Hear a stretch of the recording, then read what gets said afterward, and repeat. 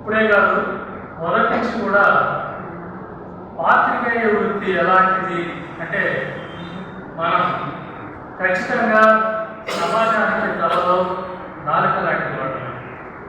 ఇక్కడే ఉంది మన ఉనికి అంతా. అయితే నాలుక ఉంటేనే మాట బయటకు వస్తుంది, నాలుక ఉంటేనే భావ వ్యక్తీకరణ సరిగ్గా ప్రసారం. అయితే ఈ నాలుక ఉనికి ఉండేటువంటిది మాత్రం దానికంటే వేల రెట్ల బలమైనటువంటి, దాన్ని నలిపేటువంటి పడ్ల మధ్యనే ఉంటుంది. ఇన్ని దంతాలని పళ్ళని తప్పించుకుంటూ